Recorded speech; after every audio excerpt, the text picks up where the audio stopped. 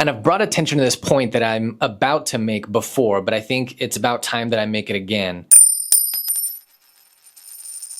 How's it going? My name is Christopher McGee. I'm the owner of Halcyon Real Estate, affiliated with the Keller Williams Marcus Center in Salt Lake City, Utah. Today is the 2nd of September, 2024, and this is the Numbers and the Nuance. This is where you come weekly in order to know exactly what is going on in Utah's right now real estate market. Not last quarter, not last year, but right now. We're looking at the numbers right off the MLS every week, plotting those numbers out on charts so that you can see exactly what the trends are looking like. We'll get right to it, but to start out, as always, let me just give you my nuanced opinion of how I look at these numbers right now.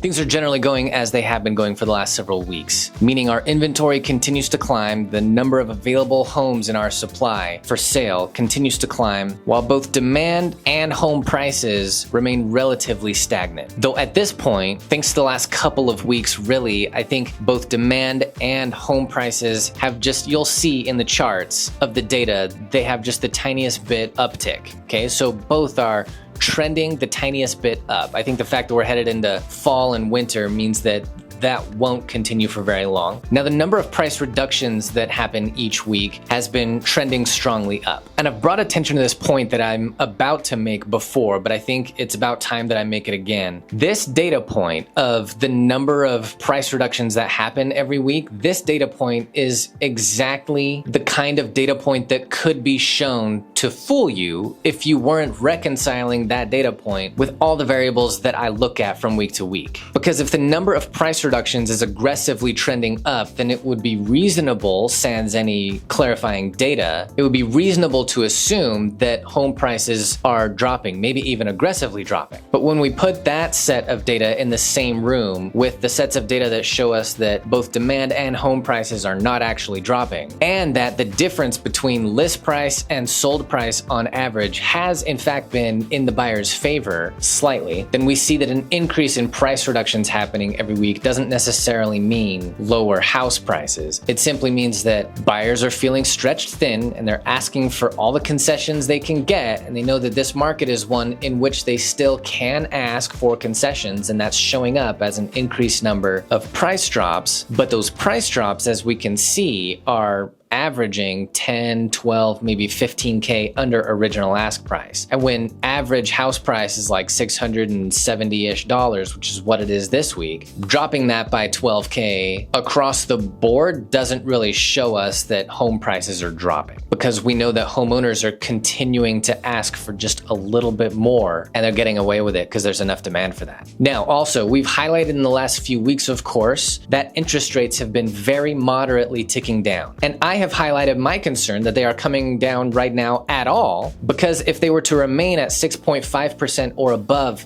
throughout the remainder of this year, 2024, then I believe that this autumn/winter we would finally see the correction, the slight decrease in housing prices that everybody here in Utah has been waiting for the last few years. Of course, buyers have also been waiting for interest rates to come down, and we're happy enough to see them. It just means that it's narrowing the window of time in which we'll have a feasible market for the 9 out of 10 current renters to be able to get into the housing market. 9 out of 10 renters right now are priced out of being able to get into the housing market. And that's rough. And I personally, I think everybody would have liked to have seen our home prices correct, stop traveling up. We would have liked to have seen them correct, at least to a point where there was a window of time in which lasted more than like half a year, which is what I'm concerned it will look like.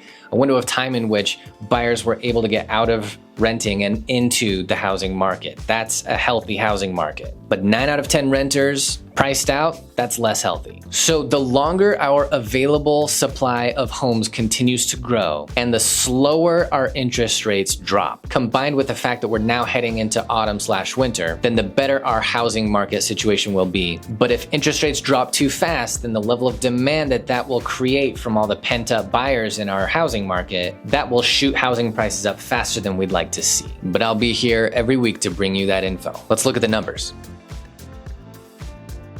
Okay, inventory currently sitting at 10,977, so up a bit from last week and continuing to trend up. That trend up is slowing down, as you can see, for the last 1, 2, 3, 4, 5 weeks. The last 5 weeks of data points here have been under the trend line, which tells us that this is slowing down. Typically, autumn and winter slow it down more, so we'll see what happens considering that interest rates are falling. Average days on market for homes sold last week was 48. Now that's down from the previous weeks, but we can still see this has been trending up really since June. If we look at this chart, it's trending moderately down overall, but this chart looks from the beginning of the second quarter, so April 1st. And so from April to June, we can see that trending down, but really from June to now, it's trended up. Overall, we see the trend down, but over the last few months, the amount of time that it takes to get a home sold has been creeping up a bit. Average list price for a home last week came to $670,491, which is down from the previous week, but we see this trending up just moderately. We need it to start trending down. Now, average sold price last week came to $657,652. And so the difference between average list price and average sold price last week came to $12,839 in the buyer's favor. Up a bit from the previous week, but definitely still trending down. This chart also looks relatively volatile. We've gone everywhere from like 20K, or not quite 20K, but about $17,000 to